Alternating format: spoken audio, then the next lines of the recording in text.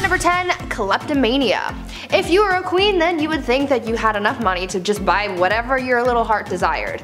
Though that may be true, there was at least one famous queen who just straight up stole things just because she could. Queen Mary, Queen Elizabeth's grandmother, was quite the kleptomaniac, and no matter how hard people tried to avoid having their things stolen by her, it just never worked.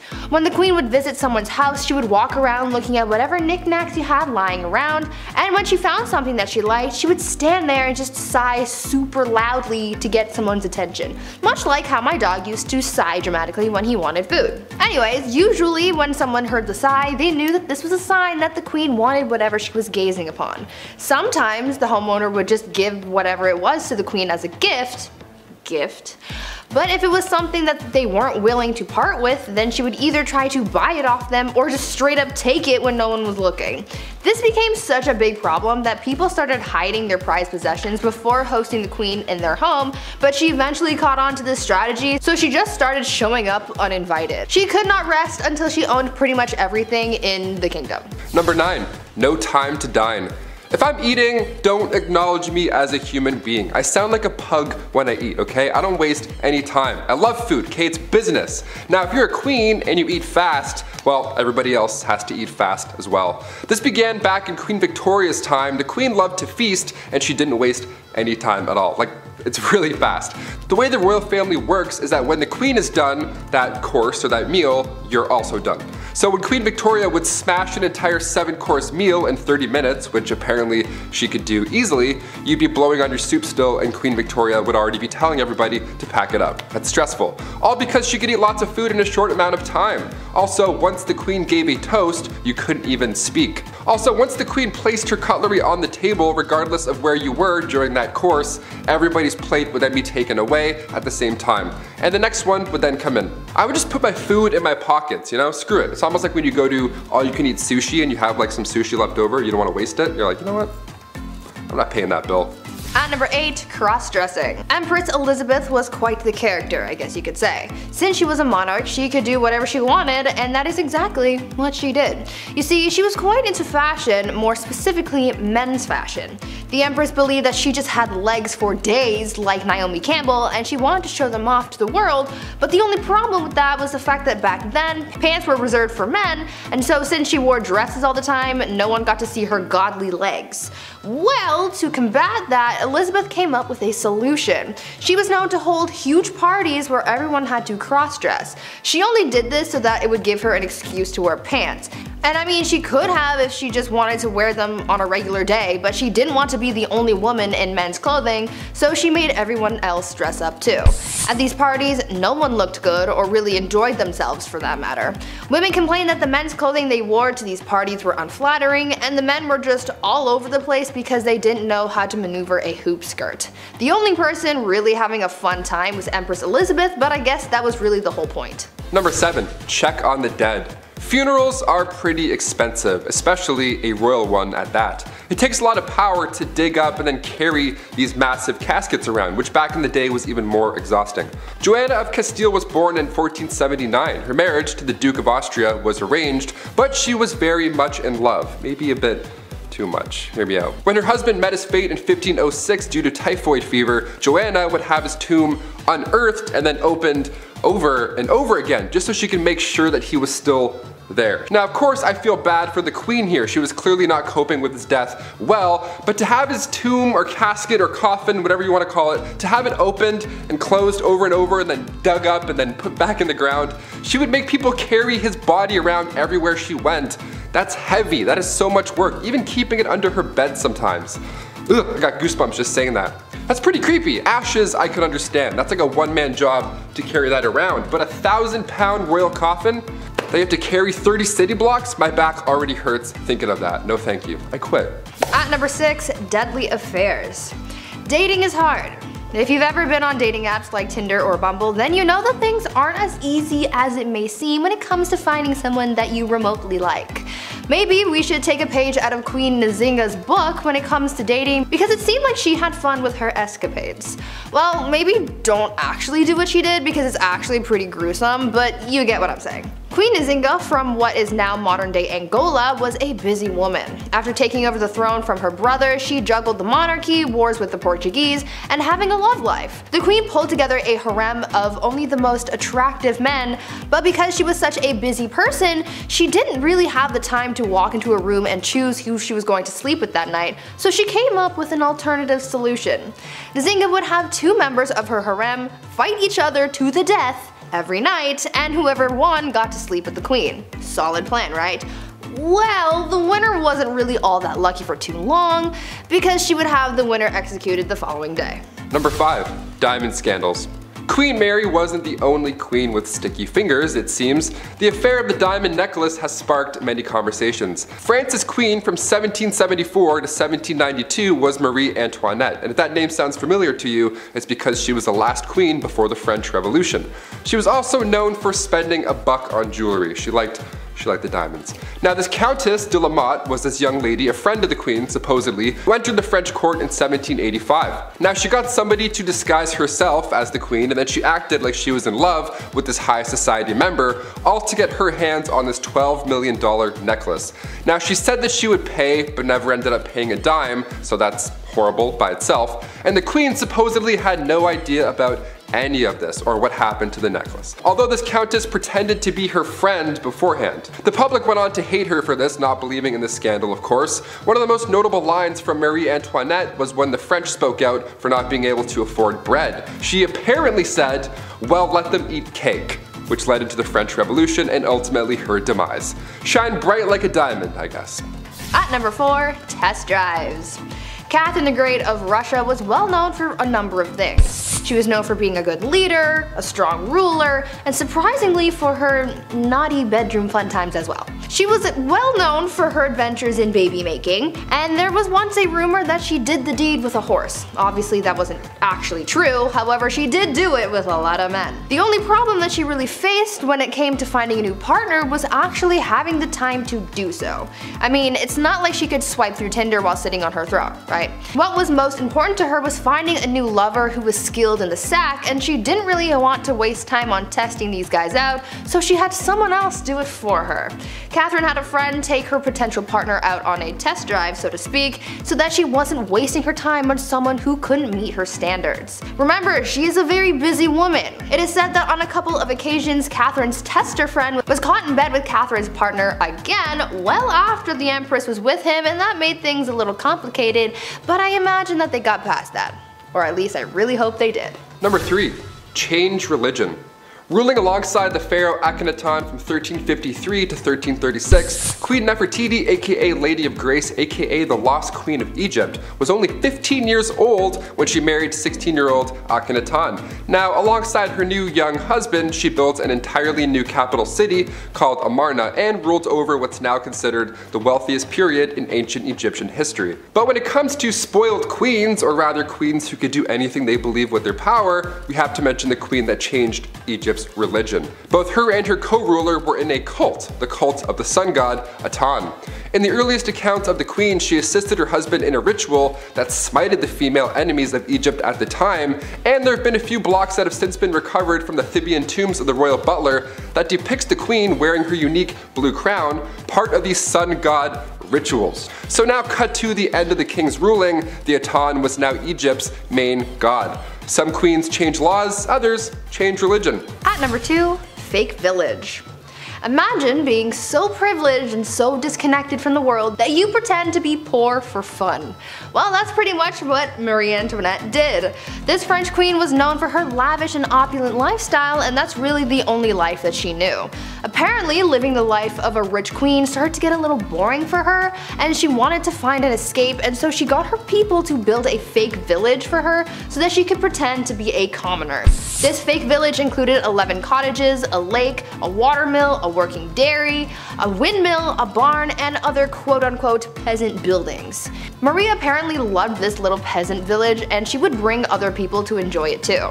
When she brought her guests to the village, she expected them to yes-and their way through the day and really immerse themselves into their role of a common person. She would even tell her ladies to ditch the ball gowns and wear something simple to blend in. Marie even took her kids to the fake village to teach them about farming. Even though she loved her pretend peasant lifestyle, it still didn't help her bond with the real common people, and it certainly didn't save her from the guillotine. And finally coming in at a #1 spot, surprise entrance. The last true pharaoh of Egypt, Cleopatra VII, ruled from 69 to 30 BC. She's known mainly for her love interests, of course her two mans, Mark Antony and Julius Caesar. And to this day we're still trying to uncover more dazzling details of the lost queen. Now she ruled alongside her young brother, and her life was much more than being just beautiful, which is what everyone seems to focus on more than anything. Both children were assigned to the throne, Cleopatra being 18 and little bro being 10 years old. So Cleopatra, being a little older, therefore a little wiser, became the ruler. A couple years passed and eventually Cleopatra was pushed out of Alexandria over her greed for power, classic, but her little brother, equally a co-ruler, had her driven out. He was jealous, and honestly I'm the youngest in my family, I kinda get it. But Cleopatra wasn't quite done yet. She had a few tricks up her sleeve. Believing she was the goddess Isis reborn, this beautiful goddess, Cleopatra made these dazzling entrances whenever she could, most notably in 48 BC, right when Caesar arrived in Alexandria during that family feud with Ptolemy VIII. She wanted to meet the Roman general, but she couldn't be seen because there was a little bit of family beef, so she had herself wrapped up in a linen sack and then personally delivered to Caesar's bedroom. Hashtag your order has arrived. Surprise. Now she won the heart of Rome's future dictator here obviously, and eventually she regained Egypt's throne. Her brother wasn't too fond of this alliance, and in the following battle he drowned in the Nile River, resulting in Cleopatra's return to power. Number 10. Elizabeth I. Good old Queen Bess is one of the most remembered queens in the British monarchy, male or female. She's a pretty big deal. Elizabeth loved to make her fellow male nobles fall under her spell. She was witty, cunning, and very well liked by her court. However, one of the things that earned her some enemies was establishing a Protestant England. Her sister Mary, her predecessor, fought very hard for the opposite. She was very Catholic, and we will get to how bloody that was later, but Queen Bess a lot of people off, especially Spain. She was supposed to marry the Catholic Spanish king after her sister passed, but she turned him down. This led to a conflict between Protestant England and Catholic Spain, but her navy defeated the Spanish Armada in 1588. Mary, Queen of Scots, laid claim to the English throne and was one of Lizzie's greatest internal threats. Mary was a Catholic, which made all the Catholics of England back her. Mary was also presumed to be behind several assassination attempts against the Queen. Finally, Queen Elizabeth had to take action, and after keeping her cousin hostage for 20 years, she finally had to have her executed. And we'll talk more about her later. Number 9. Catherine the Great. So Catherine the Great was called the Great for a reason. She was a pretty epic woman by most accounts. She even had one of the first vaccines, which is pretty crazy. Though she wasn't actually born in Russia or even Russian at all, Catherine was not content to go down in history quietly. She considered herself an enlightened ruler, and history tends to agree, with aims of prioritizing education for the people. She had many lovers, and there is enough evidence to suggest that the son she had was illegitimate.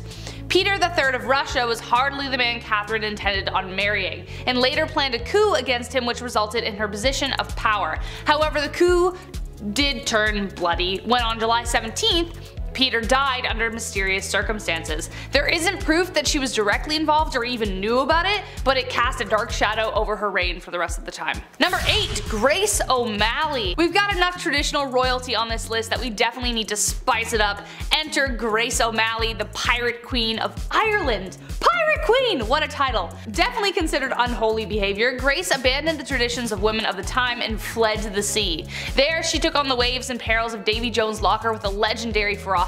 She was born into the clan O'Malley around 1530, around the time of Henry VIII's rule over England and Ireland. Clan O'Malley was a notorious seafaring clan and ruled the southern shore of Clew Bay, Achilleland, and most of the barony of Murrisk for over 300 years. Grace was really well educated and could even converse fully in Latin, Spanish, Scottish, Gaelic, and French. She was not one to be refused, and after spending years fighting the British, she finally met Queen Bess, and not only did she speak Latin to her, but she refused to bow, as she was considered a queen herself by that point. Number 7. Mary, Queen of Scots. I told you I was gonna bring her up.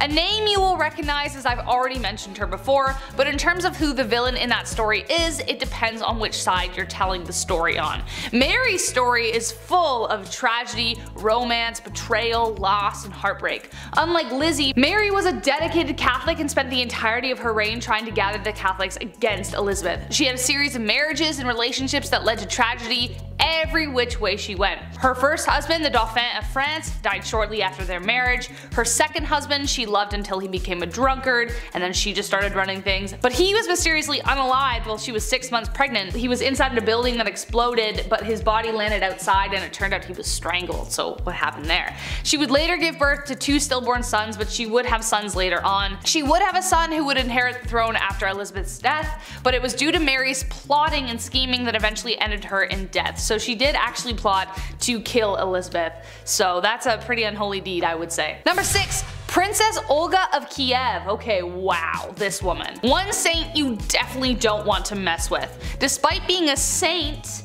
Princess Olga of Kiev was actually pretty sinful. She was one of the most vicious and vengeful rulers in the history of Kievan Rus, which would later become Russia, Ukraine, and Belarus. Olga took center stage after her husband died and made sure she would never be forgotten. Her husband died in a very gruesome way by the enemies that we're going to talk about in a second. When the people who viciously unalived her husband tried to persuade her to marry their leader, they sent 20 men. Olga told them to wait in their boats, had her men dig a ditch in the meantime, and the next morning buried the men alive. She then lied and told the king she would accept his offer if he sent his best company to retrieve her. He didn't know about all that stuff yet. When they got there, she locked them in a bathhouse and torched it. But it didn't stop there. Olga didn't stop there, that's not her style. She would later host a steak dinner with her enemies in which they were staked. Very Vlad the Impaler, I know. Then she set whole villages on fire by attaching sulfur to pigeons, and then it was just crazy. Damn, like hell has no fury like a woman scorned, let me tell you. Number 5. Queen Isabella I. The Spanish Inquisition, pretty high up there as far as terrifying points in history go. If you weren't willing to convert to Catholicism, you were tormented, interrogated, and burned at the stake. Who was behind this awful time in history? This lady, Queen Isabella I. Technically, as she was fighting for a holy order for the Catholic Church, this can be seen as holy, but was it? Burning people at the stake because they didn't share this belief? Ah, not cool, Isabel. She created a secular government through her reign which allowed for the monarchy to have more power. Being a pious Catholic, she made Catholicism the official religion and created a tribunal to make this happen. Secret service or a secret police that spread fear wherever they went. Her direct influence caused the Jewish population to falter for a really long time after. Number 4. Fridegund of Soissons. Okay, I maybe said that wrong, so I apologize. Kind of impressed with her rise to power. She went from slave attendant to queen. How do you bridge that gap? No idea. Boy was she ferocious. Assassination and manipulation were her main political tools. Fridegund was among a small number of enslaved women in the Merovingian household that became a queen. Merovingian was the OG Central Europe before everything got split up. She survived political dangers and retained her husband's loyalty and could persuade monks and priests to jump onto her plots with ease. She encouraged her husband, the king, to set aside his first wife and then even take the life of his second. But his second wife, Galswinda, had a sister named Brunhild who became the mortal enemy of Fridegund. She had good reason to be. Fridegund continued to do everything she could to secure her position, one assassination after the next. She was a pretty stormy lady. Number 3. Bathory. Okay, alright. Technically not a queen, I get it, but she might as well have been with the power that she had. So fight me. She's remembered as the most evil woman in the world in history, I think. I don't know. That's my opinion.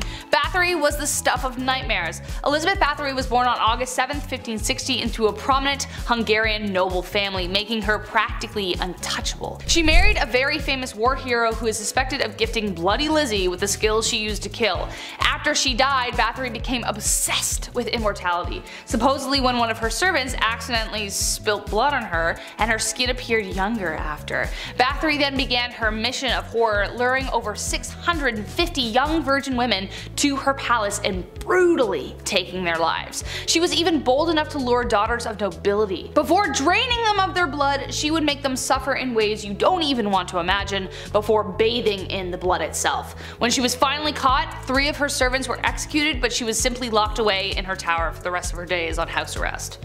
Ugh. Number 2. Catherine de Medici, also known as the Serpent Queen. History colors her story as the tale of the evil queen. On one hand, she is remembered for being one of the most powerful French queens in history, and then on the other, she was blamed for the many atrocities that took place during her reign. Her regency was marked by the French wars of religion and the many games Catherine played within them. The Catholics and the Protestants, as previously mentioned, were at war, and she spent a lot of time trying to find peace. Kind of. but she was a passionate Catholic and is believed to have tried to remove a Protestant general from her son's side. When he survived the attack, she lied and convinced her son that the Protestants were responsible, so she scapegoated them. So he authorized taking the lives of their leaders. Enter St. Bartholomew's Massacre. Catherine implicated the general, which resulted in him being the first to be beaten and then tossed out of his own bedroom window. An estimated 3,000 French Protestants were taken out in Paris, but the total countrywide was around 70,000. And last but not least, Bloody Mary, actually known as Queen Mary I of England, so no, I'm not talking about the girl you say in the mirror 3 times so that she appears and you're like, wow, I'm haunted forever. Queen Mary became known as Bloody Mary due to her vicious tirade against Protestants in England during her reign. She even imprisoned her own sister, Elizabeth, who we mentioned at the beginning of this list, due to suspicions of treason. This was unfounded. She bore her father Henry VIII ill will after the stuff he pulled with the church and after having delegitimized her as his heir for a time. After Mary took the throne and married the Catholic King of Spain, she began carrying out her plan for England to become Catholic once again. In 1555, she revived England's heresy laws and began burning offenders at the stake, starting with her father's longtime advisor, Thomas Cranmer, the Archbishop of Canterbury. She burned over 300 convicted heretics, most of them being common citizens, and dozens more died in prison, hence giving her the name of Bloody Mary. Kicking off the list at number 10, Heart of Glass. Alexandria of Bavaria, the royal who believed she had swallowed a grand piano made of glass.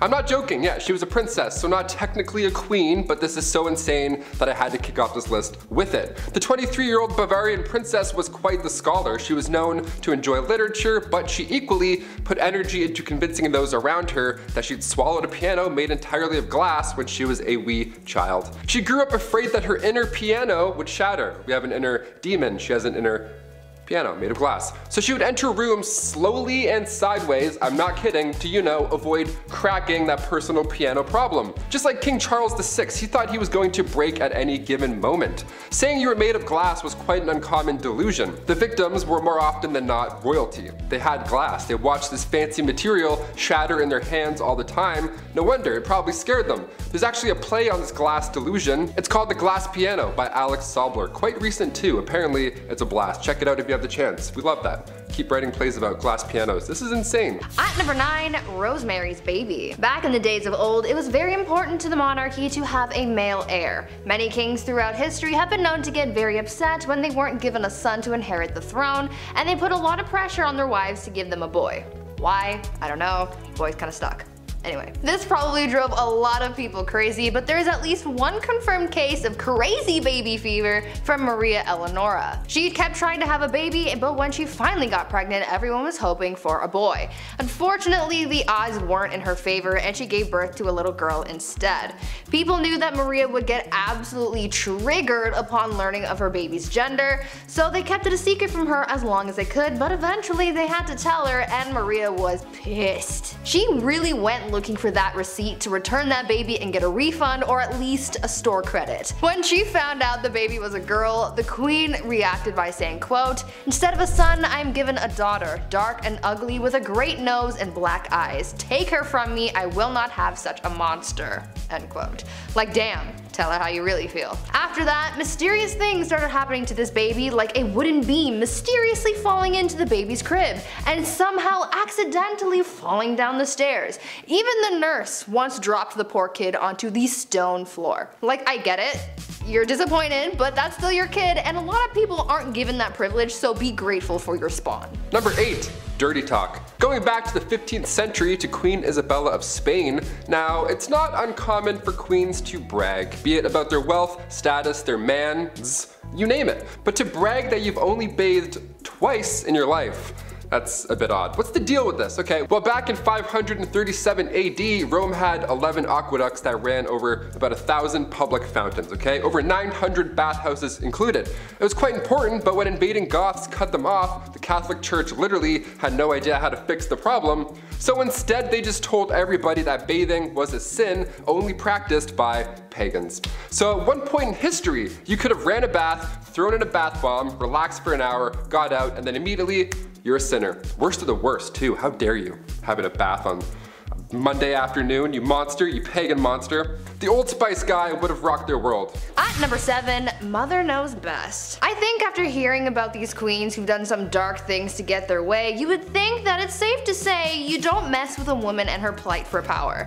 Unless you want to end up 6 feet under, that is. One Roman Empress, Julia Agrippina of Rome, was pretty spoiled already. She lived a lavish life, her husband was the emperor, and she had a family. But that just wasn't enough for her, and she wanted it all. Julia was quite ambitious, and she spent most of her early life trying to dethrone her predecessors. She believed that she and her son had a claim to the Roman throne by birthright, and so she bamboozled her way into royalty by tricking her uncle Claudius into changing Roman law so that they could get married. Ew. Suddenly though, after they got married and she became empress, Claudius died, and most people think that Julia had something to do with it. That's likely the case. She and her son Nero went on to rule Rome from 49 to 54 CE. Julia stayed by her son's side for as long as she could so that she could hold on to her power, but eventually Nero got tired of his mother manipulating him and he had her forced out of power. Julia, as you could imagine, was furious because power was the one thing in the world that she desired most, and so she rallied a group of supporters to try and overthrow her son, but the plans backfired and she was expelled instead. Talk about ambition getting the best of you. Number 6. We are family. The last queen of Madagascar, Queen Rana Valona, was one of the worst. She was born in 1788 and she ruled over the kingdom for 33 years. She was so cruel and violent that she would often choose violence first in order to preserve independence over the island. She's known as the most ruthless queen in history. After the death of her husband, she just went mad with that new power. In the late 1700s, her king brought peace to the land, but of course there were traditionalists who opposed him. The king's uncle at one point tried to take him out, but a local warned the king. That king repaid the local by adopting his daughter, Rana Valona, to marry his son, Prince Radama. Now, when her prince was alive, they didn't get along at all. And then come 1810, the king passed away, giving Ranilova the promotion of a lifetime. It's also theorized that she poisoned him too, so that's horrible. Ranilova kept away the advances of the French and the British and left bodies of those who tried to attack out for display on the beach. Lovely, like bobbleheads. In 1845, Queen Rana Valona ordered 50,000 subjects to build roads across the jungle for 4 months straight for this massive buffalo hunt. Well, 10,000 of those poor souls died of starvation and exhaustion, and also not one buffalo was hunted, nor seen. Great plan. At number 5, Queen Batman. Batman. He is justice. We know this. Well, long before Batman, there was a queen who sought vengeance, and she did it in the most brutal way. Olga of Kiev became queen regent in 945 CE after her husband was killed because her son was just too young to rule yet. Olga knew that once her son was old enough to be crowned king, her power would be taken away, so she had to do the most that she could with her power while it still lasted, and so she used her powers as monarch to seek justice for her husband's death. She was able to get her husband's killers captured and killed using scalding water, but she soon developed a thirst for suffering apparently, and she just kept on going after people. She would not rest until everyone associated with the people who killed her husband were all eliminated. So if you ever breathed in the general vicinity of the guy who offed her hubby, you could kiss your life goodbye. Olga took hundreds of people out of the tribe that her killers were from. She devised a plan to bury their tribe's leaders alive, and she even came up with a plan to set fire to their entire village. It is said that Olga may have locked the tribe's leaders in a bathhouse and burned it down, but we don't know for sure. All we know is that she definitely was not okay. Number 4, no crust. This next one, honestly, I stand by. I see no wrong here. Queen Elizabeth II, still rocking to this day. She's been known for a few funny, quirky queen things. Like one of my favorites, for example, she has somebody on payroll who breaks in new shoes for the queen. Every time I buy Vans, my ankle always does that little foot rub. If only I were a queen, damn it. But we're talking about unusual things here, and one of the weirdest things I've ever heard is that the queen has refused crust on her sandwiches. This has been a no-go for about 150 years. It's not recent at all. You might be thinking, oh, maybe she's old, she can't chew her jawbones. Nope. Way back. This goes way back for no reason. Right around the time of Queen Victoria and her husband Albert. They viewed anything square-shaped as bad luck because it looked like a coffin. I've never thought about death while eating grilled cheese, but now I definitely will. Thank you. This must be a pretty scary job, cutting the crust off the queen's bread. My hands would be shaking the entire time. Also, diagonal or down the middle? Let us know. There's only one right answer. At number 3, Evil Empress. This next empress is pretty similar to Olga of Kiev, whom I talked about earlier. Empress Wu Zetian also had a thirst for blood and suffering, but not towards people who have necessarily wronged her. You see, when she came into power, she was determined to keep that power by any means necessary, so she had all of her rivals killed, so anyone who could possibly overthrow her or come for her seat on the throne was eliminated. The empress ordered the execution of the previous empress as well as members of her own family, including her own newborn daughter. She didn't want to risk anyone taking away her power, including her own offspring apparently. She didn't hold back on the methods of eliminating her rivals either. Yeah, sure, she could have just done a 1-2 stabby stabby and called it a day, but that's no fun. Instead, she had people poisoned, strangled, mutilated, or even burned or boiled alive. Good soup. Eventually, she retired from her part-time job of sending people back to their maker and started spending more time with her lovers and getting addicted to aphrodisiacs. People weren't quick to forget about all that bloodshed though, and so to get back at her, they had all of her lovers killed and the empress was exiled. She got a little too greedy and karma came back with a vengeance. Number 2, Ice Palace. If you're a fan of the film Frozen, this next one is gonna get you jazzed right up. Anna Ivanova, the Empress of Russia from 1730 to 1740. Okay, so in celebration over their victory with the Ottoman Empire, Anna gave the order to build an ice house, this massive ice palace. Best place to cool down if you ask me. I'll leave. This ice palace was pretty impressive. If I was there, I would 100% lick the walls. Obviously, someone definitely did, you know that for a fact. 20 meters by 50 meters, and even more impressive, there were ice trees and ice birds sculpted inside. How magical is that? Anna arranged this marriage with a prince and one of her maids. Now they didn't know each other, they were forced to ride an elephant, and all the guests were dressed up like clowns. Yep, that's all valid, that's all accurate. You heard me. You may be thinking, wait a minute Taylor, an ice palace in Russia, was that maybe cold? Yeah, it was an absolute nightmare. Anna made the guest party all night, freezing cold, they all got sick, dressed like clowns. I went to an ice hotel in Quebec once, spoiler alert, it's cold and boring. There, I just saved you $70. You're welcome. And finally at number 1, gladiator games and chill. If you didn't ever have to go to work and you could just lounge around all day, what would you do with your time?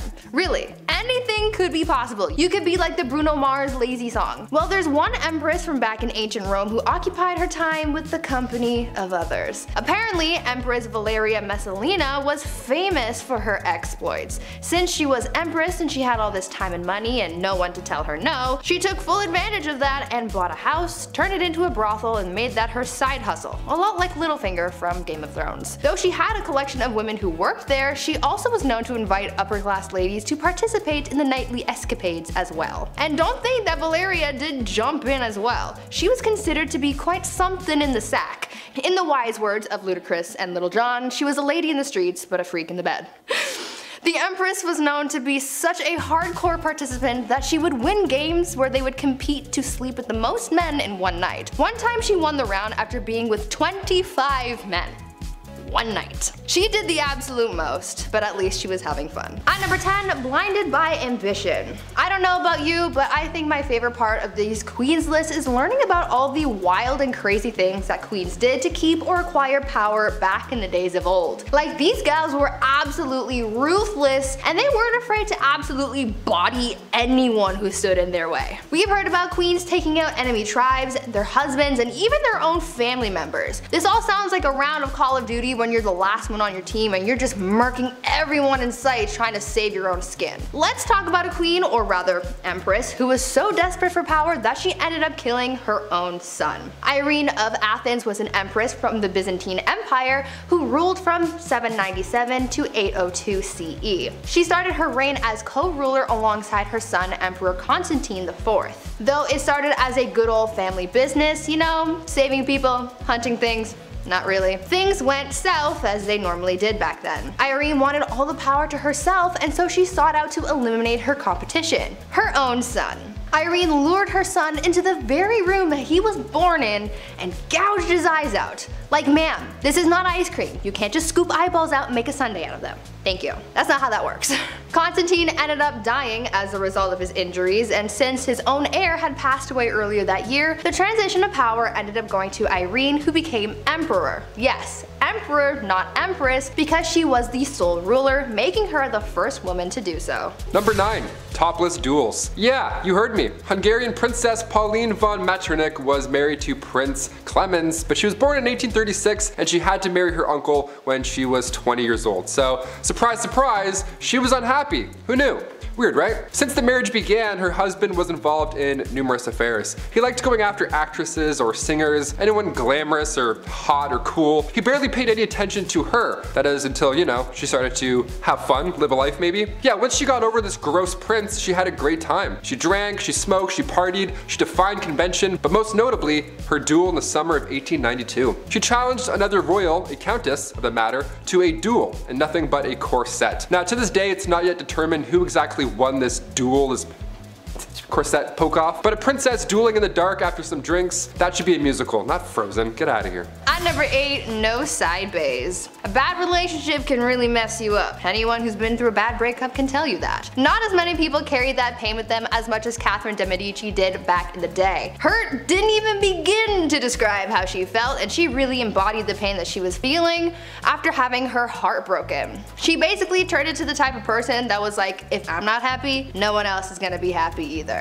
Catherine's husband, Henry II of France, had a mistress, and Catherine was well aware of it. They had been having an affair for basically the whole time Catherine was married to Henry, and he loved his mistress more than he ever loved his wife. When Henry was on his deathbed, his final request was to see his mistress one last time, and as a final F you to her husband, not only did she deny the mistress from visiting Henry, but she literally made him die alone with no one by his side when he kicked the bucket. On top of this hatred towards her husband though, Catherine was also an absolute B-word to her daughter as well. Catherine would fight her daughter over her romantic affairs. I guess she didn't want her daughter to be like her father. Either way, Catherine got so mad about one of her daughter's affairs that when she found out about her lover, she locked her daughter away in a castle and never saw her again. Talk about a serious grudge. Number 7.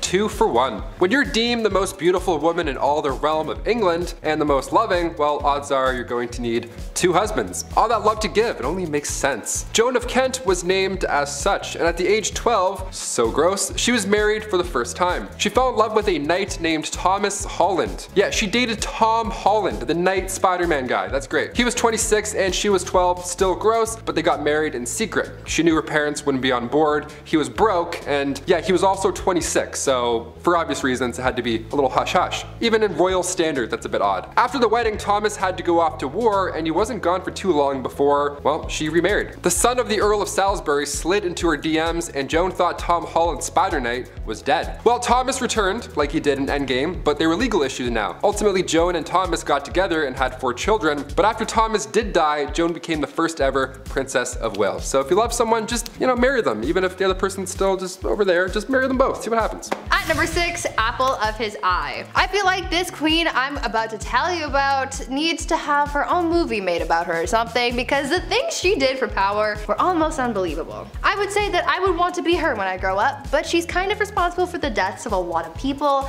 and that's not really something that I'm striving for, you know? But she did have a lot of determination. I will give her that. Isabella was married to King Edward II of England, and though she was quite the catch, Isabella wasn't really all that jazzed about him. She was like, meh, I guess I'll be your wife, even though back then she really wouldn't have a choice in the matter anyway. Anyways, after 10 years of marriage and the birth of an heir, things seemed to be relatively okay between the king and queen. That is until the king started getting all buddy-buddy with his friend Hugh Despenser, who was a much hated noble. Very hated. Hated numero uno. Isabella didn't like the bromance that was forming, and she was like, no, the only person who gets the king's attention is me. So she rallied the support of the other nobles, banished the Despenser family, burned their castles to the ground, claimed their possessions, and killed anyone who supported the disgraced family. After all of that went down, she took refuge in the Tower of London, where she met a prisoner whom she smuggled to France. Then she got her husband to bring their son to France. And from there, with the support of the nobles and the common people, she was able to defeat her husband and the the dispensers, and became Queen Regent until her son Edward III came of age to become king. After all of that, she finally got her way. I hope she slept well that night because she did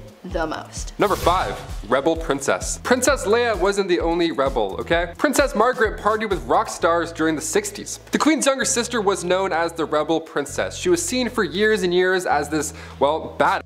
She passed away in 2002, but even to this day we're trying to piece together her love life. Pablo Picasso actually wanted to marry her at one point. How fun is that? Also, side note, I didn't realize how recent Pablo Picasso died. That was alarming to find out. Guess my whole life's a lie. Her wedding was the first to be aired on TV. That's quite a big deal. The first televised royal wedding took place on May 6, 1960. In 1968, just 8 years after, word had spread that the princess had an affair at a nightclub with pianist Robin Douglas Home, who only a year and a half later took his own life. Adds a lot of mystery there. Then come 1973, the paparazzi got photos of her with a landscape gardener on her private island. One of the more unusual facts surrounding Princess Margaret was that she was cremated, believe it or not. She had chosen to break tradition so that her ashes could be shared in the same tomb as her father. How sweet is that? These acts are unusual when it comes to royalty, but Margaret also supported more than 80 charity organizations. But even then, media still focused on her love life.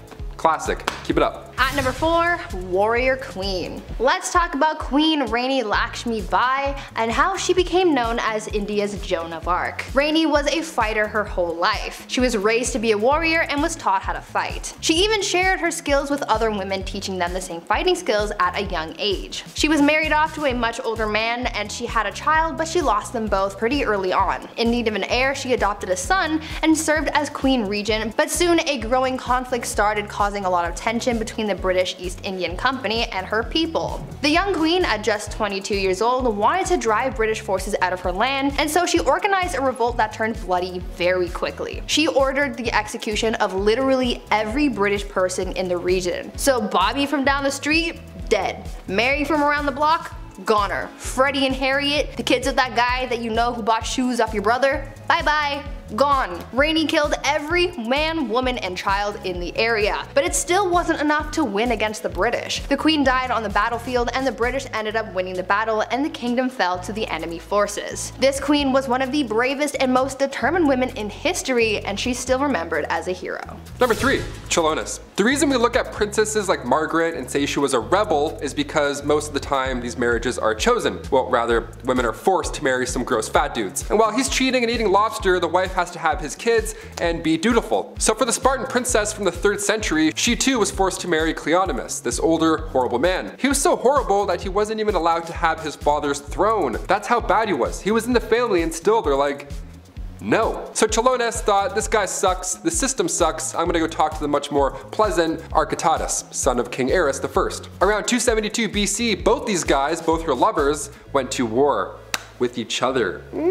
Drama. How about the tea on that? Chilonis was preparing to hang herself in case her husband won. That's horrible. Now luckily he lost, therefore the princess this time around did really live happily ever after with her other man. That's like an R-rated version of Shrek 2, what I just said. I can't believe people had to go through this in real life. That's horrible. At number 2, toxic cosmetics. The price of beauty is pretty steep. These days people spend hundreds and hundreds of dollars on makeup to make themselves feel beautiful, but back in the day makeup not only cost a pretty penny, but it also cost some serious health concerns. Cosmetics were made of a lot of questionable ingredients that you probably wouldn't find in today's products, but for people like Queen Elizabeth I, she didn't care what she was putting on her skin so long as she not only looked like a snack, but the whole damn meal. Yeah. Elizabeth had pitting in her skin from when she contracted smallpox at the age of 29, and back then, having blemished skin was a sign that God was a little cheesed with you, or that you were having some wild thoughts like thinking about the sexy time uwu. It was thought that these thoughts bubbled up from your no-no square up to your face and showed everyone that you were sinning. Anyways, to cover up the blemishes, Elizabeth wore a lot of makeup, like her version of foundation, but the ingredients were really just making things worse and not better. The foundation was made with a tincture of white lead ore, vinegar, and sometimes arsenic, hydroxide, and carbonate. To add some color back to her face after applying this pasty white mask, she'd powdered cinnabar to her lips and cheeks, but this was pretty dangerous because it contained mercury. She did this every day, and as you can imagine, it wasn't good for her health at all. Imagine absorbing all of those chemicals through your face on a daily basis. Not cute. And finally, number 1. Are you not entertained? Back in the late 1800s, the name Clara Ward would stir up a conversation. She was famous, really famous, for all the wrong reasons, of course. All it took was her bumping into a European royal and Bob's your uncle. Since birth, Clara was born into money. She didn't even need a royal husband. She was born into a wealthy industrialist family. She would sometimes visit the family mills, you know, to make it look good and kind of be like, hey, how's everyone doing? Whatever, just casual visit. But on this one casual visit, she crossed paths with the Prince of Caraman-Chimay. He was there for trade, but when he left, he brought back a wife. Carry on. Also, meet my wife. Here she is. People were freaking out, obviously. A royal marrying a common American girl. Wow, how could you? She was the talk of the town. Unlike Meghan Markle, Clara loved to show off with her newfound wealth. Some loved her and her image, but others not so much. The marriage only lasted 6 years. Clara eloped with a Hungarian musician. Then after her divorce, she had to model to make a living rather than showing off for clout. Number 10. Girl Troubles. Maria Eleonora of Brandenburg was a kind and loving mother, so long as you were a boy. Unfortunately for the royal mom, she had a great difficulty giving birth to a male heir. So when her daughter Christina was born, Maria proclaimed that she was given a dark and ugly daughter with black eyes. Eleonora often called her a monster. Oh yeah, and she did try to kill her on several occasions. Nothing says mental stability like blaming your daughter for being a daughter, and not more like a son, because the male-dominated patriarchy that is royal society has no effect on this, right? Number 9. Eyes on Irene. Irene was born into nobility and worked her way up the royal hierarchy. So why is Irene on this list? That's because she's probably the worst mother ever. When her son Constantine grew into adulthood, he made efforts to sideline his mother and challenge her position as a ruler. Irene, feeling some angry mom energy, retaliated in probably the worst way. In 797, Irene organized the capture of her son, and when he tried to escape, ordered that his eyes be gouged out. Constantine would later die of his injuries. Listen, I've had my fair share of minutes clocked out in the timeout corner. You can ask any one of my teachers, they'll tell you. And maybe even a few times today I should be put in the timeout corner too. But holy shit, mom, eye gouging? I ain't that bad. Sheesh. Number 8. No cake for you. Marie Antoinette was the last queen of France, and for good reason. To make a long story short, she was part of the upper class nobility who benefited from the poor and overworked. When in a time of economic ruin, she still found a way to live a life of excess, while literally everyone else suffered. Spending all of France's money on completely ridiculous items, even by Lady Gaga standards, she jokingly became known as Madame Deficit. Eventually, she would be executed in the Revolution. The expression "let them eat cake" was most likely not said by her or by anyone, but regardless if it was, it's a statement to show the complete disconnect and ignorance the nobility had when understanding just how bad things were for the working class. They most likely didn't care either. People were starving and putting heads on pikes. Do you really think they had time for cake, your highness? Oh, to be as beautiful and ignorant as an 18th century queen. Number 7. Lover's touch. Some couples flourish, others fizzle out. Some keep their privacy and others like to make out in the hallways, right in front of everyone. Yeah, you know the ones. It's always by a classroom you have to walk by, or it's by your locker. Joanna of Castile leans more towards awkward locker makeouts. It's speculated that she may have had some form of mental illness. After her mother fell ill, she was reported not to be eating or sleeping, which doesn't sound that bad actually. She was also a very envious person who oftentimes expressed her distaste for her husband's mistresses, reportedly attacking one on occasion, which again, doesn't sound that bad. And when her husband died of illness, she kept very close to the man's body and traveled over 600 kilometers with it, where he was to be buried, where she would often open the casket and embrace the cadaver, and kiss him. Oh, okay, that's where the unholiness is, gotcha. I know medical knowledge wasn't great, but if your husband died of an illness, you couldn't seriously think that kissing him is a good idea. This is like the third royal I've come across that has a fixation on corpses. Sometimes you just gotta let the dead be dead, man. Number 6. Who are you gonna call? Queen Maria I of Portugal might have actually been insane. And no, not like come on down to my local car dealership, these prices are insane. More like the Joker on a magic white powder that shan't be named just in case. I don't want to make YouTube big Angie. She was known for ranting and raving, screaming that she had been damned. Perhaps it was phantoms of the night demonizing the poor soul. In attempts to cure her madness, such advanced scientific treatments like bloodletting and enemas were tried in order to cure her. The enema kinda makes sense. Maybe she's a little blocked up, it happens, I don't know.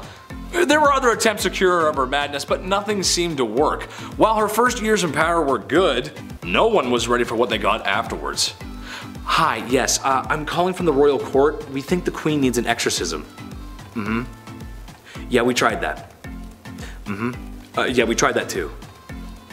Yes, and we did try the tried and true method of enema, yes. How soon can you get here? Oh, okay, perfect. Yep. Yes, I am available between the hours of 8 to 5. Number 5. A2 Brute. Agrippina of Rome was like many mothers, in the sense that she would do anything for her kids. I'm sure every mom at home watching would scheme and slaughter their way through Roman nobility in order for her son to become emperor, right? I mean, come on, it's for the family after all. She only did it a few times, and seized the wealth of nobles, which further solidified her powerful position. And her son, her beautiful baby boy Nero. How did the young lad return the favor of all this bloodthirst and treachery? Like mother, like son. Chose to fatally remove her of her power. What a nice family story right there. My mom usually just makes turkey with the stuffing, but maybe I can ask for the Roman throne this Christmas. Mom! Number 4. Revenge. Boudica was the wife of a man who had spent his time serving the Roman Empire. So when a deal was altered Darth Vader style by the Romans over what would happen to her husband's kingdom, she was pissed. Karen pissed. To be fair, she did have a point. They did unsavory and unholy things to her and her daughters. Plus, the Romans totally lied about not annexing their kingdom. Okay, so now it was time for some revenge. She gathered all the people she could and went on the attack. The Romans surprisingly did not fare that well. Boudica was having such good luck she decided to burn London down. Of course, no civilians were harmed in the process. I'm just kidding, a lot of people probably didn't do too well as humans can't live in fire. Sure, she was owed some revenge, but burning down a whole city? That's a lot. The Romans did eventually catch up, and she was forced to drink poison in order to avoid capture. She is remembered as somewhat of a hero to some. Number 3. Girl power. Tamar of Georgia was a woman who didn't take kindly to men questioning the rule of a woman, as you would wind up dead. She is noted for having a hand in the golden age of Georgia.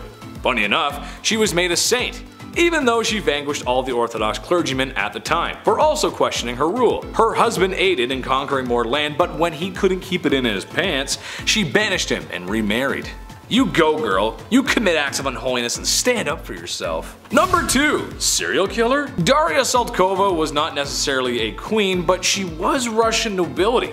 She had strong connections with the royal court and other Russian nobility. She was also very unholy. Now, maybe you can blame it on her being widowed. Maybe she's just crazy.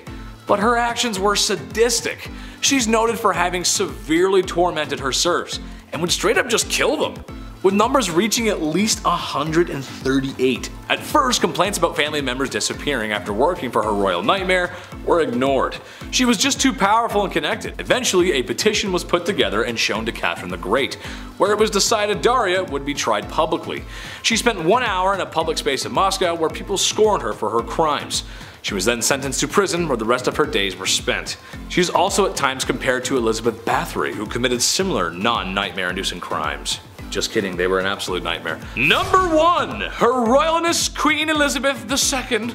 Queen Elizabeth II may be the modern Queen of England, but that does not make her free of controversy and unholiness. If you are to believe in conspiracy theories, then perhaps old Blighty had a hand in a few things that to a normal person would be considered immoral. The death of Princess Diana immediately comes to mind, as there is some evidence to suggest the family is behind it, and her being the queen and all, it's easy to make the connection.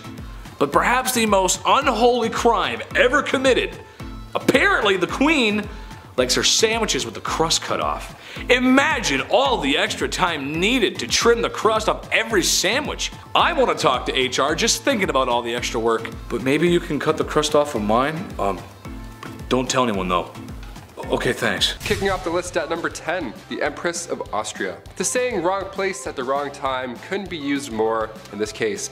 Empress Elizabeth of Austria, she was sadly taken out by somebody who just wanted to attack a royal. He didn't have anything against Elizabeth per se. This man was an Italian anarchist named Luigi Lucchini, and that fateful day, September 10th, 1898, he took the Empress's life. In his own admission, Luigi stated that he had nothing against the Empress on a personal level at all. So what had happened was he intended on taking the life of the Duke of Orleans, but when Luigi arrived a little too late in Geneva, the opportunity to do so had passed. He looked at a local newspaper, saw Elizabeth, and found out where she was staying, and he waited for her to leave that hotel.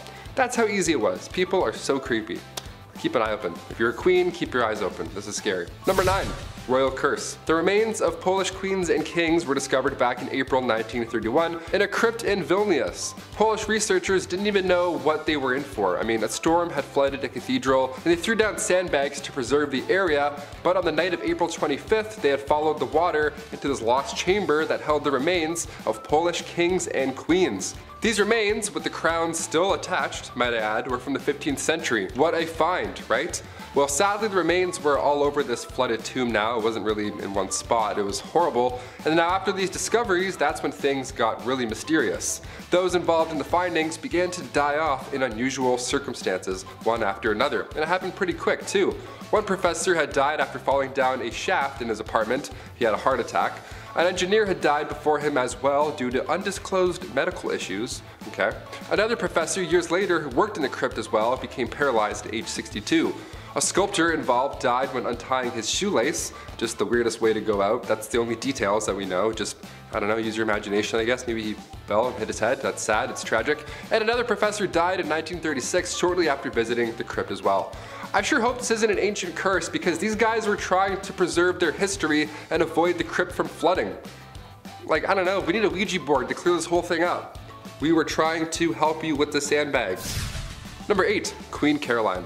In a list of unusual ways that people have died, odds are it's going to get a little gruesome, a little messy. After all, that's why you clicked this video, right?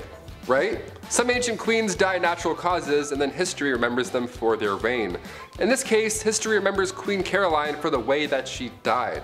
It was written in an epigram from the 18th century from a poet named Alexander Pope. He wrote down, "Here lies wrapped up in 40,000 towels, the only proof that Caroline had bowels." It rhymes? Like, come on man, you didn't have to do this. This is horrible. That's like a prank almost. I can't believe somebody was like, yeah, write that down, that's good, that's good. Did it rhyme? Yeah, she'd like that for sure, R.I.P. Number 7, Anne Boleyn. The second wife of King Henry VIII, yes, we have a few on this list. She was found guilty of treason and she had been charged with having sexual relationships with 5 others, including Lord Rochford, aka her brother, George Boleyn. Yeah, the ancient days were a little bit odd. She had also apparently had relations with Sir Henry Norris, the king's close friend. And when I say close friend, I mean he was the groom of the stool, so they were tight. He literally would wipe his. So on top of this, Anne was also found guilty of conspiring to kill her husband. Now it's since been proven that these crimes were a bunch of rubbish basically. Anne wasn't even present when these events went down. She was still recovering from the birth of her daughter, future Elizabeth I, so there's no way in hell she was fooling around with the groom of the stool in October 1533. All 5 guys involved were executed on Tower Hill in May 1536, and then 2 days later, Anne joked about her little neck before being taken out with a sword as well. There wasn't even a coffin for her burial. Somebody had to go and get an old elm chest from the Tower Armory. They used a chest to bury her body near her brother, Lord Rochford. A chest. Horrible. That's so horrible. Number 6. Mary Queen of Scots. If you're a murderino, this one's pretty juicy. Listen up. Back in 1565, Mary was determined to take the throne for herself. When Mary was just 6 days old, her father, King James V, had passed away, so she ascended to the throne. She was about to marry the King of France in 1558, but he passed away, so she returned to Scotland as the country's monarch. Her next plan was to marry her cousin, Lord Darnley, so now if something were to happen to Elizabeth, Mary would be yet again lined up for the throne. That cousin ended up dying in a random explosion, and then years later, in 1568, Queen Elizabeth had welcomed Mary after she fled to England. So Mary was close, but now what? Well, Elizabeth had found out that Mary was involved in English Catholic and Spanish plots to overthrow her, so she was then placed on house arrest. Fair, more than fair, more than fair. Cut to 19 years later, 1586, a letter had emerged revealing that Mary was involved in a plot to have her cousin, Queen Elizabeth I, killed. She was then sentenced to death and her head was taken off for treason. History is dark, my friends. Even if you're family, shit gets crazy. Number 5. Charlotte Augusta. Princess Charlotte Augusta of Wales lost her life in 1817, and when I say ancient, this is probably the most recent that I'll go, because I know ancient means way back. I gotcha. But I have to include this one, because as far as royals go, she was loved at this time. She ended up falling in love with Britain's Prince Leopold, but a year and a half later, she died giving birth. She was healthy at the time. She was only 21 years old when this happened. Charlotte was lined up to be the queen one day, and historical accounts say that the doctors here were at fault. Charlotte's tragic passing had vendors running out of black fabric. That's how rocked the public was right after this. Just massive displays of grief. What do you guys think? Comment down below. Was this a doctor conspiracy or just classic medieval times? It's the olden days. We can't really do as much. Let us know. Number 4, Catherine Howard. Queen of England from 1540 to 1541. Such a short amount of time, but why? Being the 5th wife of King Henry VIII, cousin to Anne Boleyn, referred to by King Henry as his rose without a thorn, he just gave her all the gifts and she was just 19 years old. Sounds great so far, but you know, because of his list, things won't end up well. Their marriage didn't even last a year until rumors, not letters or eyewitnesses, rumors started spreading about infidelity.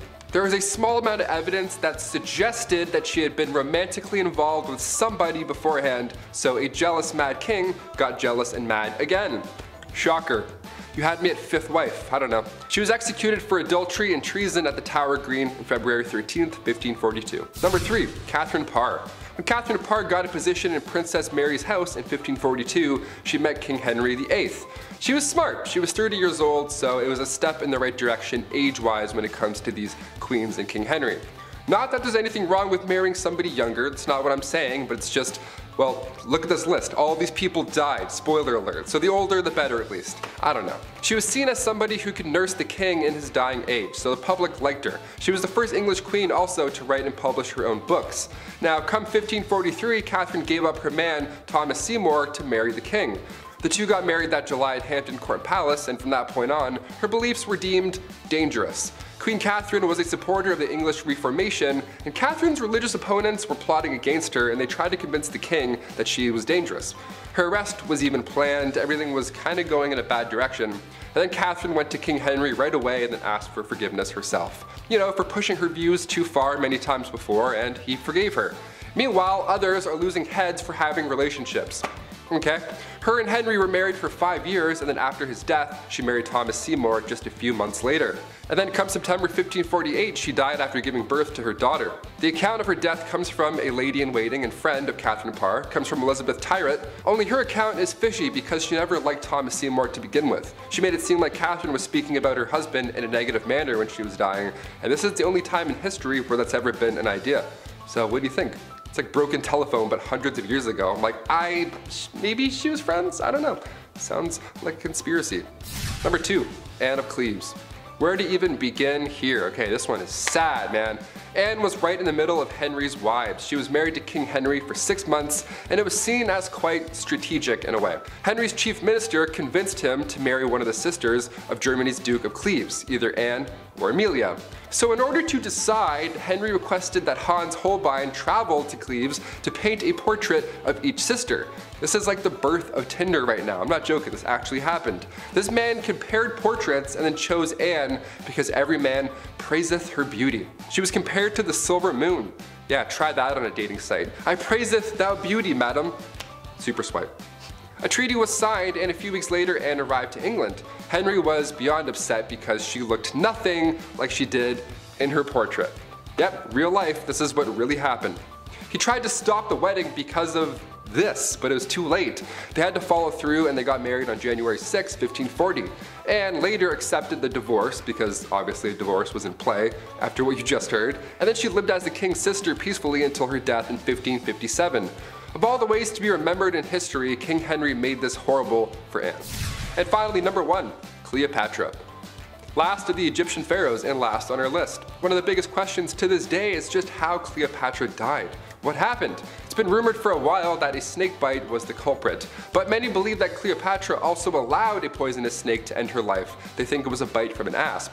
But there's also a large amount of historians that also believe that she poisoned herself using a hairpin. Her lover Antony fell on his own sword, but Cleopatra, she just poked herself. She barely lost blood. Now as a youngin, we have to note that Cleopatra was brilliant. She was also interested in learning specifically about chemistry. So this theory about her poisoning herself doesn't sound very far-fetched. Until we find her body, we'll really never know. Kicking off the list at number 10, 18 years old. Queen Victoria's reign began back in 1837 and lasted until the Queen's death in 1901. At just age 18, Alexandria Victoria had to rise up to the throne. She was born on May 24th, 1819. Queen Victoria was the 5th in line when she was born, so right off the bat, it was actually highly unlikely she would ever get the crown to begin with. And then one by one, all of her family members began passing away. In 4 years, 3 of Victoria's cousins passed, and then her father and her grandfather both died a week apart from each other. So by the time 1830 rolled around, Victoria was only 11 years old, and already she was next in line for the throne. Number 9. The Kensington System. So as if that wasn't already stressful enough being at that age and already seeing what's happened, Victoria was brought up under the Kensington System, which if you haven't heard of before is pretty awful. Victoria's mother, Duchess Victoria of Kent, created this Kensington System to control her daughter, ideally. She literally isolated the child from playmates or even family members. Her mother did this to keep her pure. Yeah, the system sounds awful. Her mother would monitor her every single action, including who she can see or speak to. Victoria only had 2 playmates growing up entirely. She had her half-sister, Princess Fedora of Lennigan, and the Duchess's attendant, Sir John Conroy, his daughter, Victoria. I mean, I only had 3 friends growing up, but this is just cruel. This is a whole new level. She shared a room with her mother until she was the queen. She literally couldn't walk down the hallway alone without her mother being right there by her side. Victoria has reflected on her childhood, and obviously she hates John Conroy for manipulating her mother. She refers to him as demon incarnate. Number 8. Publicity. The Duchess was pretty cruel to Victoria. Just because you're next in line doesn't mean it's going to be glamorous speed dating and no one's doing a musical number while you meet your handsome Prince Charming. It's nothing like that at all. Victoria was forced to go on these long, excruciating, boring tours around England in hopes for the Duchess to sell her daughter to the public eye. So these crowds would start to gather at all these appearances. They loved the young Victoria. Thing is, during one of these tours, October 1835, Victoria got really sick. She had a bad fever, and the Duchess was using the weak Victoria. She was taking advantage of her. But luckily she got better, and obviously her mother couldn't do anything crazy, but she had her sights set on her while she was sick. That's pretty cruel. That's disgusting. Number 7. Name change. Every year on May 24, we set off fireworks and we have way too many hot dogs. It's the best, right? It's called Victoria Day. It's for sure called Victoria Day, right? There's no question about that. Victoria Day, her day. Well, back in 1819, Victoria was christened in an almost private ceremony. It was small, and Victoria's uncle, Prince Regent, only let a few people come. Her name, as I mentioned earlier, was originally Alexandrina Victoria, and at that time, the name Victoria wasn't regal. It was of French origin, almost an odd name to have at the time, really. So when this throne snuck up to her, she was advised to change her name to something more traditional, but as our calendars tell us, she said, nah, I'm good, I'll keep it. Number 6. Moving out. Queen Victoria had turned 18 right before she was handed the crown. The timing here was key because now this meant Victoria could leave and just do things. Yeah, for once in her damn life, she could leave her mother and John. She moved from Kensington to Buckingham Palace, and after that point, Victoria, of course, didn't speak with John or her mother really ever again. It was just a couple years into Victoria's reign where John's influence started to get limited. He ended up resigning, and then he moved to Italy, and then when she was crowned a year later at Westminster Abbey, Queen Victoria wrote in her diary, "I shall remember this day as the proudest of my life." Queen Victoria was the first royal family member to live at Buckingham Palace. She moved. She was like, I'm gonna go live over there and be the first. I'm gonna start my new thing. I'm never gonna live in a palace. I'm like, that's a good castle, I like it. Driveway's a little long for me. Shoveling would hurt my Canadian back, but otherwise, I like the bricks. Number 5, the bedchamber crisis. May 1839, the bedchamber crisis happened when Whig politician Lord Melbourne resigned as Prime Minister. This is a big deal because it was only a couple years right after Victoria became Queen. So again, timing here was just not ideal. The first Prime Minister, Whig politician, Lord Melbourne, was close with Victoria originally. He actually convinced Victoria to appoint a good amount of her ladies in waiting. So he had power over her, but it was a mutual agreement. It wasn't like, the other power that she had her whole life. They were homies. They were homies, I said in a video about Victoria. So in 1839, when Melbourne resigned, Tory Robert Peel came in to be Prime Minister, and he requested that Victoria dismiss these ladies in waiting and then replace them with Tory ladies. Well, since Victoria was an OG and these were her only real friends if there was such a thing growing up, she said no. So of course she was criticized for such a choice. Prince Albert luckily was able to have some of her ladies resign voluntarily, so things smoothed over eventually, but the Queen honestly never got a break, even on the happiest days, like number 4, her engagement. The life of Queen Victoria wasn't anything like a fairy tale, obviously, as I've said anything so far. So when you think about the royal family, at least when I was younger, I thought being a queen or king was just eating chocolate all day and then you attend galas. Yeah, you just eat yummy foods, wear a crown, look cute, and then go to the ball. No, not quite. That's not really how it's like at all. Victoria had to do everything herself. She even had to propose to Prince Albert. It's royal tradition that nobody shall propose to a reigning monarch, so in October 1839, Victoria had to ask Albert for his hand in marriage. It all started when the pair were 17 years old. Victoria met the young prince, of course, at Kensington Palace. They were put together because Victoria's uncle felt like this could be beneficial down the road. They were first cousins, now they're getting married, which sounds bizarre, but as you've seen on this channel before with royalty and stuff, it's quite common. Number 3, first marriage.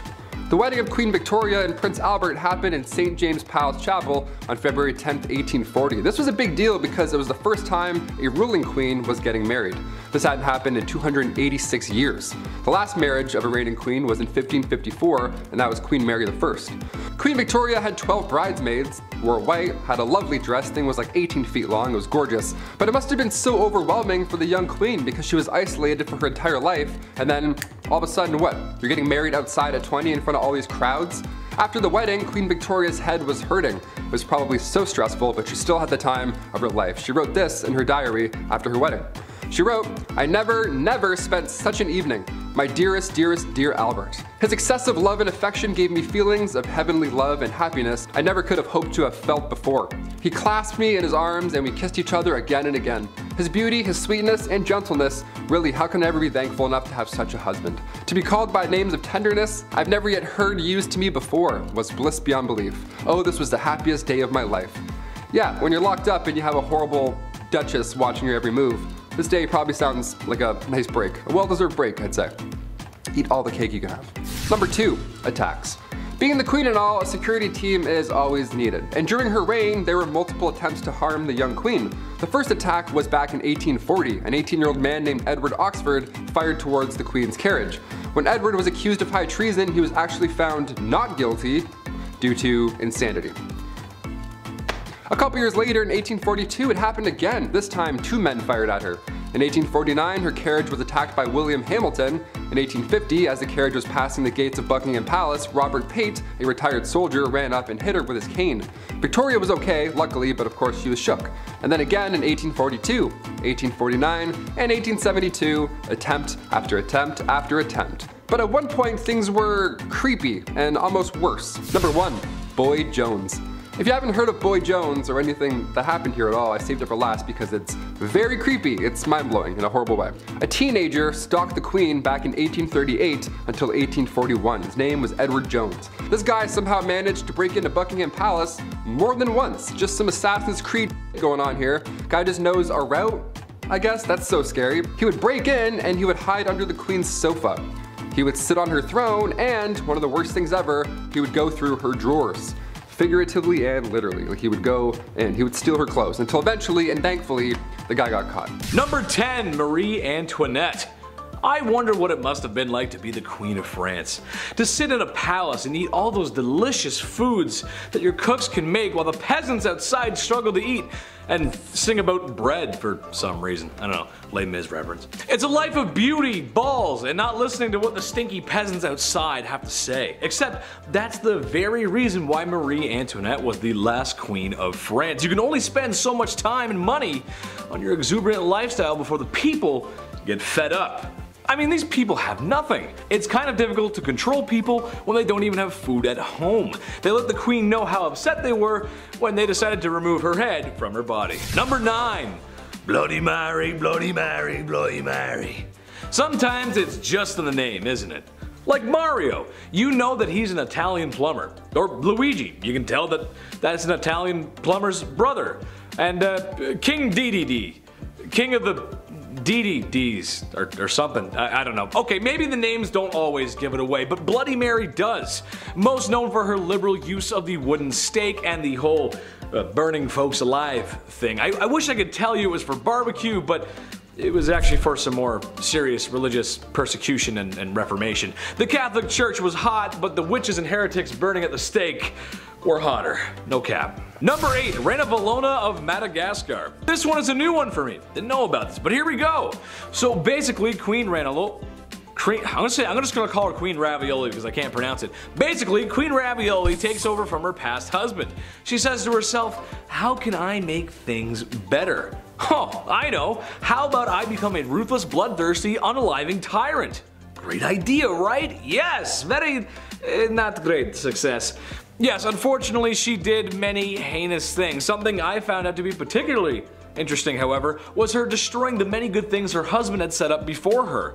Madagascar had some European intervention, and while it's true that a lot of times that is a bad thing, and yeah, it's a bad thing, and it does bring some bad stuff with it, however, it also brings a lot of good things with it.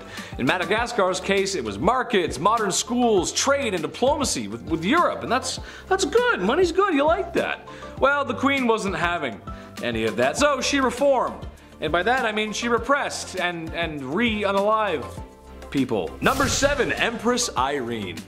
Kings, queens, emperors, and empresses. Chances are these folks are related. It's a family thing. A mia familia, you know what I mean? It's how it goes when you're the king, and you need a son to continue the lineage. Even though I would like to argue that if you're gone, you're gone. So who really cares who's taken over? Just my opinion. Speaking of eye gouging, oh wait, I didn't mention that before. I made a segue, but okay, that's alright, bad segue. Well, the topic of discussion here is Empress Irene. Basically, her son was taking too much power for himself. She was losing hers, and yada yada, and his eyes were gouged out from 2 guards, ordered by his dear, sweet mother. Can you blame her though? I mean, come on, he was threatening her rule. She worked so hard to get there. The chief was just silent on this one. Chief had no words for that one, guys. No words. Number 6, Fu Hao. Another woman in history married to a man in the stinky patriarchy. Worst! Except Fu Hao didn't want to be wife 57 of 64. She wanted more than that. And to be honest, I think that's fair. You go, girl. Who wants to be wife 57 of 64? Maybe some people in Utah, I don't know. What's maybe slightly more unholy than having that many wives is going on an epic military campaign and raging war in the Shang dynasty. A warrior queen, if you will. We know some of this history based on her tomb, as she was buried with ceremonial weapons, knives, blades, swords, some dogs, some human sacrifices, gold, money, jade, and lots of other valuable goodies. Just makes you want to loot all the stuff in there, doesn't it?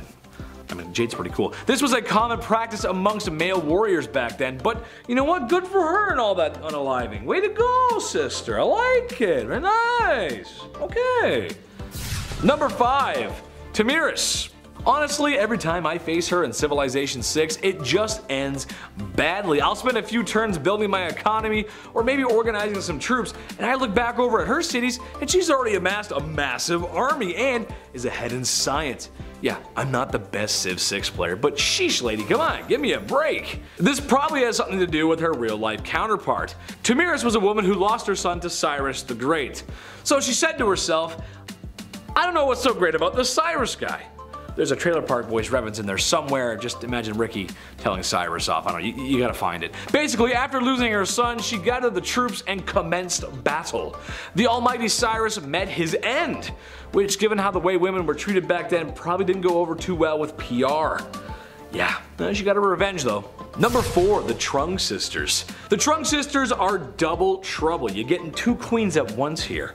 China was being down bad and trying to conquer some things that maybe they shouldn't have. Naughty, no. The Trung sisters came to answer the call. These girls are actually revered as heroes still today in Vietnam. But what they were able to do for so long was very impressive. China had a very impressive army, no surprise there, and Vietnam was a much smaller country, or kingdom I guess you'd say, and their army was not as impressive. But the sisters managed to hold them off for 3 years. 3 years with their forces. That is crazy good. That is very impressive, and perhaps a lot of bloodshed too. Sadly, the sisters waded off into the waters before they could be captured, because after that long fighting, I wouldn't want to be captured either. Number 3, Grace O'Malley. Avast, landlubbers, ye be looking for Grace O'Malley. Well then ye come to the right place, sir. Thank you, thank you. That is my private impression. I will be here all week. Bad impressions aside, Grace O'Malley wasn't a traditional queen, to be fair, but what she didn't have in regular queen qualities, she did make up for that in being a badass pirate. Nice. This is another one where I'm gonna ask Hollywood for a movie, please. Irish pirate queen? Come on guys, that's just a movie begging to be made. Grace O'Malley was a fierce pirate from the age of 11 and a wise woman who ruled the seas after her father's passing. I don't really have much to say after that, to be honest. I'll just wait for Hollywood to make their move. And maybe you can cast me in there. And I can put on some long red hair and and some boots, and I could swim, and put the red hair on me right now. I just look so good. Number 2, Queen Victoria. Okay, hear me out on this one. This one has more to do with their lineage, per se, than her, but it's her somewhat to blame. Okay, so Tsar Nicholas II of Russia, King George V of Britain, and Wilhelm Kaiser II of Germany were all first cousins. Their grandma was Queen Victoria. What? I know, right? Isn't that weird? Yeah, it's weird. Imagine how crazy your bloodline has to be for that. And, you know, the fact that during World War I, all 3 of these cousins were at war with each other. I mean, that's just insane. I mean, families fight, sure, but come on, man. Get the mustard gas off the table, bro. Come on. That's cheap. Just don't. Number 1, my mom. My mom, I love her so much. She's the best. But man, sometimes, she's so unfair. I had to do chores when I was a kid, and I had to put down the toilet seat, and worst of all, she made me put the lid of toothpaste back in the tube when I was done with it. Ugh! I mean, come on, right? Not like she ever did anything for me, like birth me, feed me, raise me, clothe me, and love me unconditionally. And now I gotta make my bed? Oh, this is the worst day ever! I'm sure no other cute boy with blue eyes like me ever had this problem. Ugh! Number 10, Marie Antoinette, Madame Deficit. The last queen of France, and maybe the last time royals got away with, well, being royals. Her whole existence was opulence, which is really just salt in the wound, when most of your citizens probably can't even afford a portion of salt because they're broke, or because there's food shortages. Wasn't a good time. But if you looked into the royal palace, you can bet she's got a pantry full of bread and a bowl of fruit just ready for the pickings. She even had the nerve to purchase a necklace that, if through today's inflation, will be worth $12 million US. Ooh, that's a lot of money I wish I had. People were starving, and honestly, if people don't have anything, including food, ooh, it's not gonna be a good time. Imagine a whole country acting up because they haven't had their Snickers yet. Well, that ended up sparking a revolution. Very confusing, and in all that confusion, both the king and queen lost their heads. Wasn't good. Number 9, Queen Victoria. Oh blighty. Man, it must be nice to have a whole era in history named after you. Maybe I'll get one day. The cheddar time. I don't know. Cheese, I don't know, big ched? We'll see what happens. Queen Victoria had some strange quirks about her. One that I can almost get behind, but not quite, is her niche for eating fast. Maybe too fast. I'm a guy who likes to make things simple, easy meals. The faster I can slip into a couch with an ice cold beer and a movie, I'm a happy guy. And or enjoy said food with the movie. Queen Victoria liked her meals to last no longer than 30 minutes. That means while you're on the appetizer, she's on the main course. And while you're on the main course, she's ordering coffee. Look, I respect the hustle. I get that. But maybe this is too much. That being said, are you going to be the one who brings it up to Her Royal Majesty? Listen, if you want to see tomorrow's 5-minute brunch, you better keep it to yourself. Number 8, Cleopatra. Don't we all miss Elizabeth Taylor? I know I do. Sometimes, I wish I was her. She's just beautiful.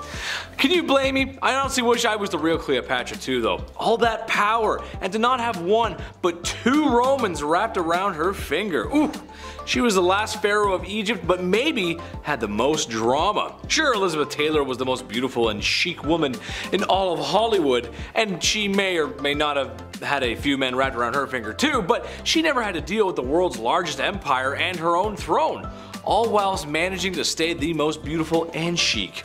I can barely manage to toast in the morning. Never mind all those affairs and, well, the marriage affairs too. There's a lot of affairs happening. Number 7, Queen Isabella of Spain. Queen Isabella is known for a few things. A lot of stuff YouTube probably doesn't want me to talk about. Insert religious persecution here. However, I think she should be remembered for something else. Something rather strange. When I was a kid, I would run around outside for hours, oftentimes ending up in the mud. My mother would always say, "It's time to hose you down, son." And she wasn't wrong, because I probably needed a good hose down. Now, regardless of how much dirt was behind my ears, I didn't want to wash. I was this big stupid kid, can you blame me? I was proud of the scruff, but that's because I was going to have another wash most likely within the next 12 hours.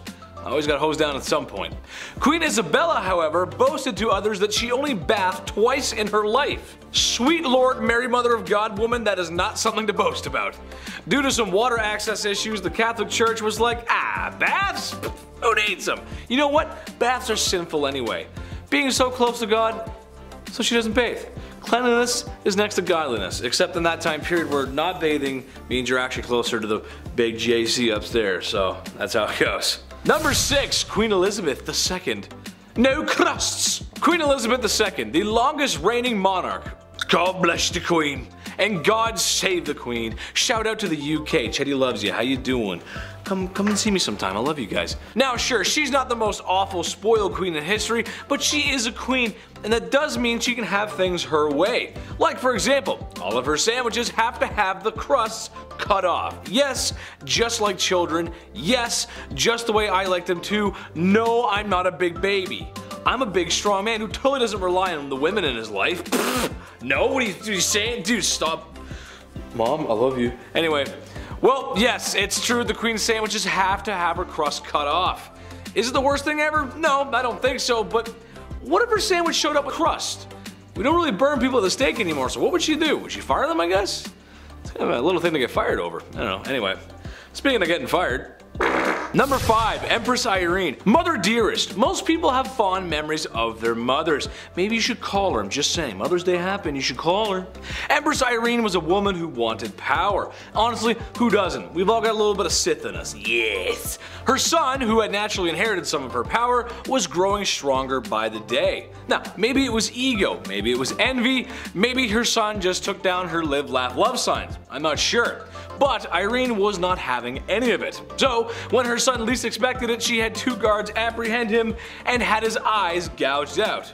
Now, being that this was before 2022, this was a critical medical injury, and after 9 days of grueling pain, and when I'm sure it was a lot of blind confusion, the injury proved to be fatal. So, what's the lesson here?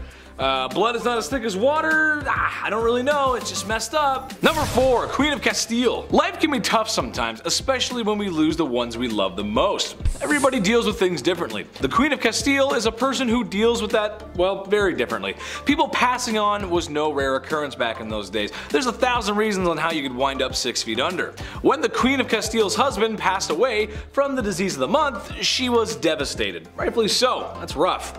However, that being said, sometimes you gotta take that with a little grace. For days she would not leave her husband's side, even after he was a cold cadaver. Later on, that corpse would travel with her, apparently even stopping a carriage once to get out and kiss his feet. It's Weekend at Bernie's, except a lot sadder and gross. And not a charming 80s movie. Ugh. Number 3, Carlotta of Mexico. This is a new one for me, but an interesting story nonetheless. Basically, France wanted a piece of Mexico, and I mean, come on, who doesn't? It's gorgeous. Carlotta was a Belgian princess who kinda just married into the royal family and got plopped down in some chaos in Mexico. There was a war, enough political strife to make anyone involved in the Watergate scandal start to look for documents. It was messy, it wasn't a good time.